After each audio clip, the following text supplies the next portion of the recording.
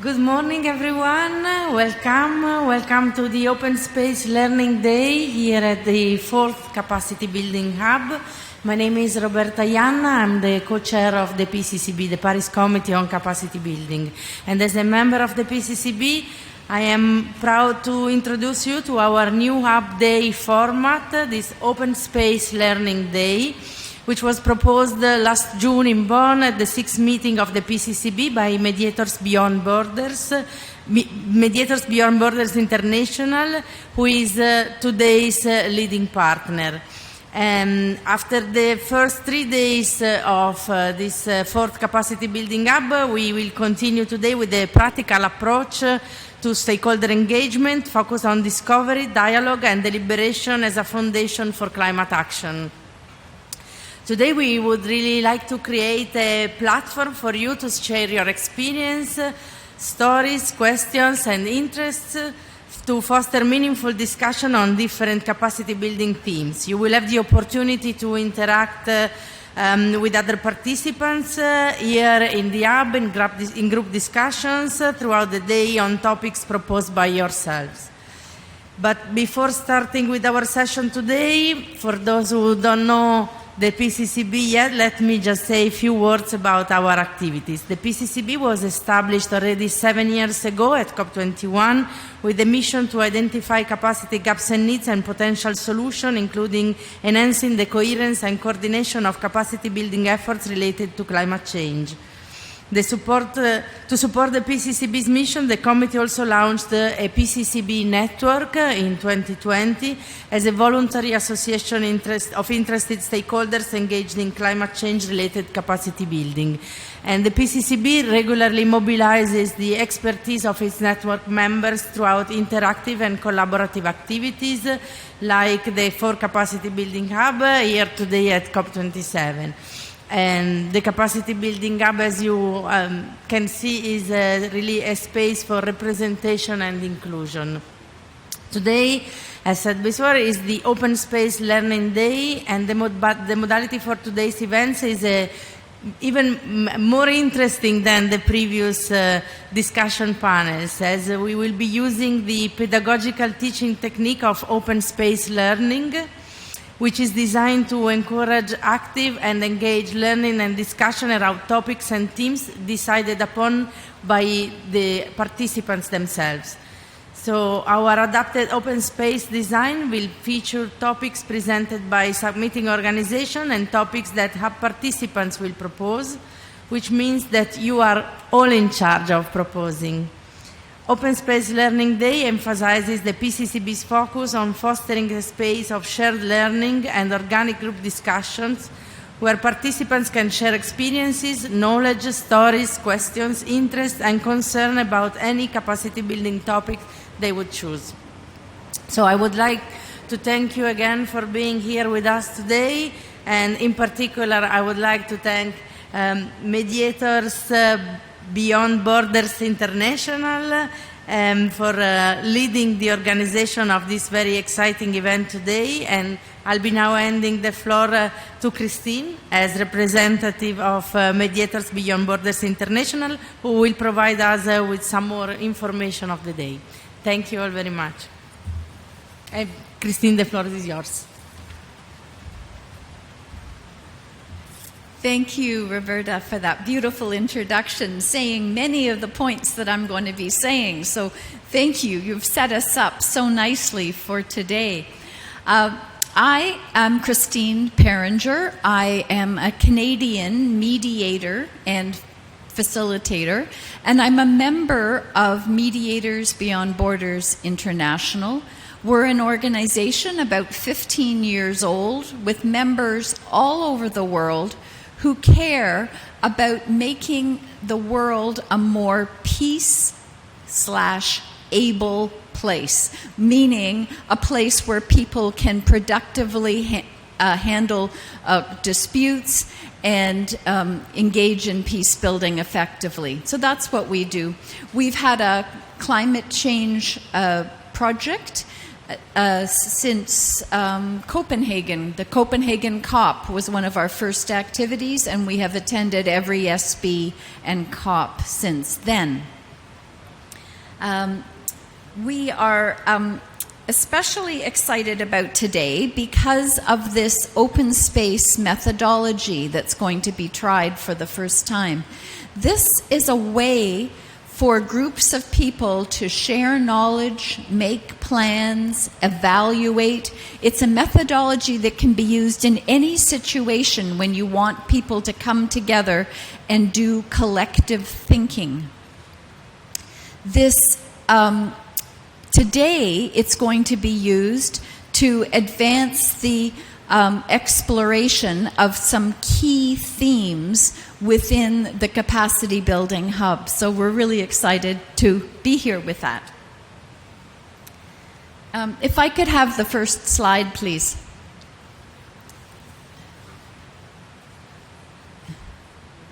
Thanks, Eva.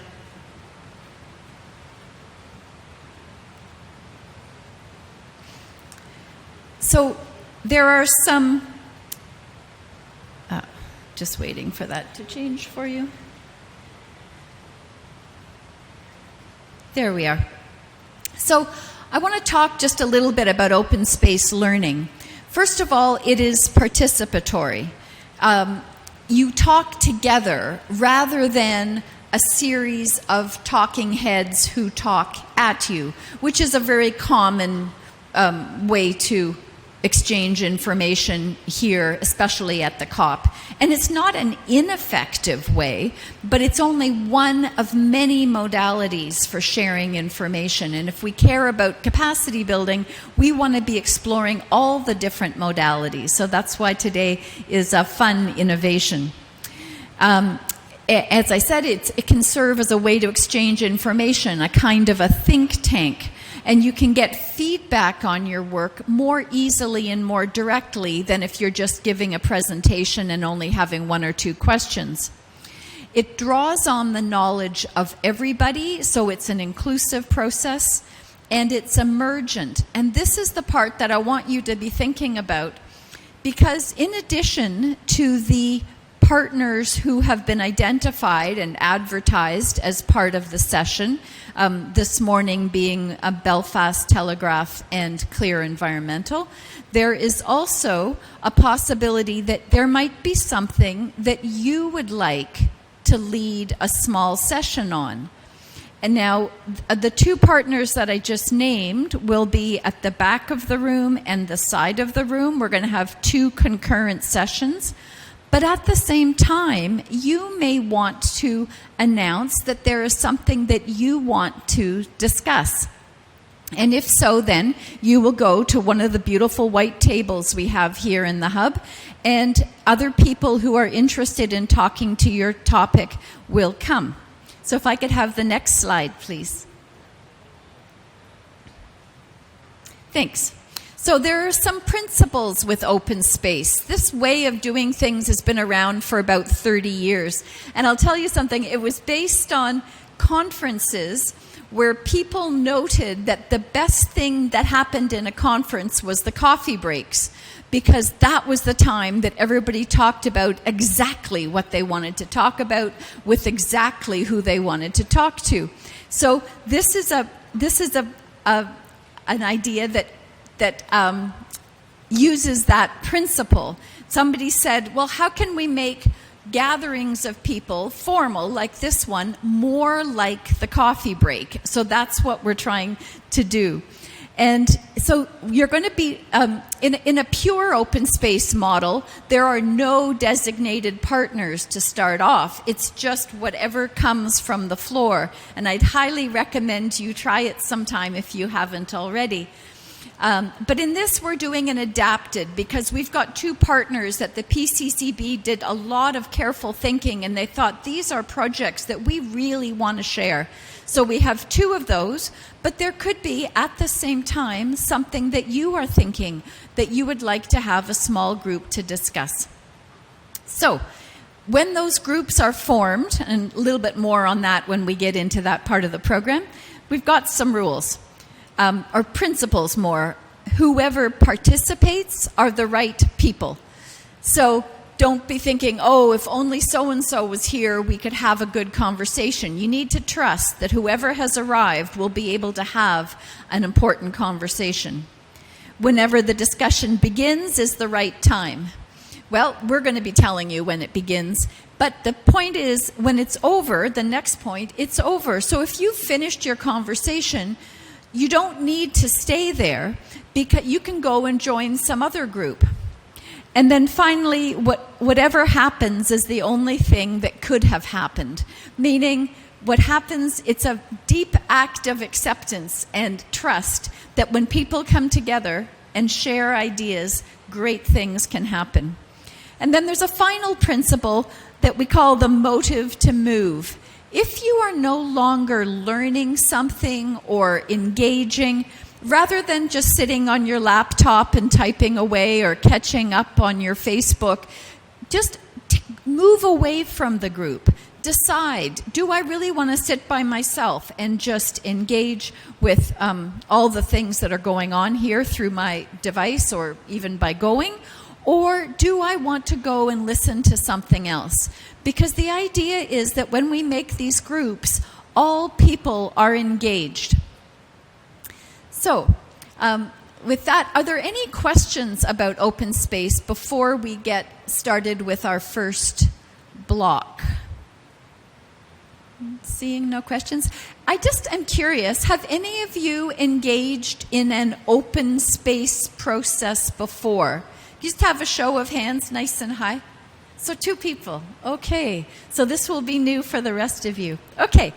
So, with that said, let's move on to starting with our first block. Is Roz here? I just want to check.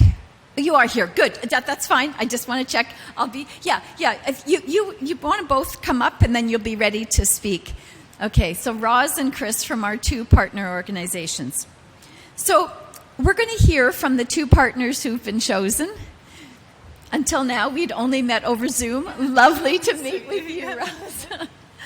And, Reedy, do you want to? In the middle, please. Request from Reedy. Thanks very much. So as you're listening to them, you can be deciding, I'd like to go to one of those sessions because they're going to be concurrent. Or I'm thinking of something else that I think is a real fit with our first theme, which is people and media. So if there's something on that theme that you have an idea or a best practice or an identification of a gap, and it's something that you're passionate about and willing to anchor a 1-hour conversation on, you don't have to have a presentation, but that you'll commit to being at that table. In a moment, I'm going to ask you to identify yourself and come up to the front and say what that is. So you can be thinking about that as you listen to our first speakers. So I'm first going to call on Chris with Clear Environmental to outline your session. Welcome, Chris. Thank you so much. Hi.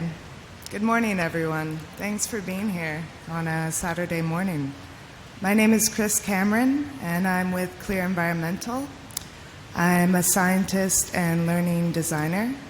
And a little bit about Clear Environmental. We work in community-based partnerships focused on facilitating justice-centered climate action learning. And so I brought a few colleagues with me today. And the first speaker is Desmond Alunoa, who's from Ghana. And his project is so inspiring and incredible. It's a period poverty project. And he's working to destigmatize periods or menstruation in a village in Ghana. And is increasing the economy. It's incredible. So he will be speaking first, and then my other colleague, Kathy Eatock, who is the co-chair of the Indigenous Peoples Organization of Australia, will be joining She is currently at the Indigenous Peoples meeting with the COP presidency, but she is coming with 2 members of her delegation, Celestine from Nigeria and Euphemia from the Philippines. And our third speaker is Daniel Santi Gualinga from the Quechua Nation in Ecuador, who is coming with a Spanish language translator as well. And yeah, I'm looking forward to it. So thank you so much. Thank you, Chris, covering off the people side of our theme this morning. And Roz, if you could introduce yourself. Yeah, so my name is Rosalind. I'm from Ireland and I'm a columnist at the Belfast Telegraph. And what I'm going to be leading on today is basically the nexus between media and climate communications, looking at the responsibility of the media to further report on climate breakdown, looking at where the gaps are in this, what kind of stories people want to see emerge, and how we can really try and promote accurate, fact-based, science, evidence-backed media while not like scaremongering people with headlines, kind of looking a bit at the film Don't Look Up, if people have seen that.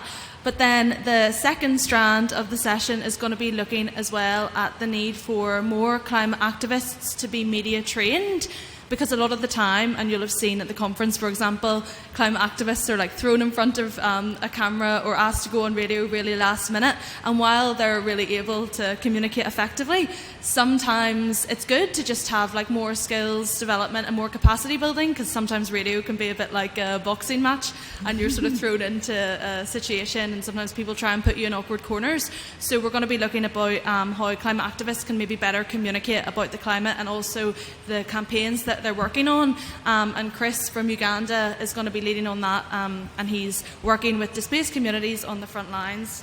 Sorry. And then we're also going to be looking a bit about what kind of stories people want to see, where they feel the gaps are, and how to make the media more accessible, maybe looking at some media coverage that's come out of COP as well, and just the responsibility and the opportunity there. Thank you, Roz. Both sound like really fascinating sessions. Now I'm going to look to the audience and ask, is there anybody who has a session that they would like to propose for discussion for which they are willing to anchor, meaning just be at the table and speak with people and provide a little report out at the end? Are there any such topics that anyone is eager to add to our agenda for this morning? Just looking, I don't see any hands. No. Okay, so we have 2 really fascinating subjects. This is going to require some muscle power now, because we are going to move the seats in this corner and that corner in order to make a nice little circle of chairs around the 2 flip charts. And up at the front is where we're going to hear on the people side of our theme, the project presented by Chris, or the projects presented by Chris. And at the back, by the Capacity Building Hub, is the second flip chart. And there, Rosalind and Belfast Telegraph are going to talk about that intersection between climate change and media. So if everybody could stand up and maybe put your materials you're covering just to the side for a moment and be part of the moving of the chairs into these 2 areas. And for people watching online, this will be the end of the broadcast part of this, and we will be back at the end of the hour, so in an hour from now, so at about 20 minutes after 11 in Sharm el-Sheikh time, we will return and have a report out from these groups. Thank you all.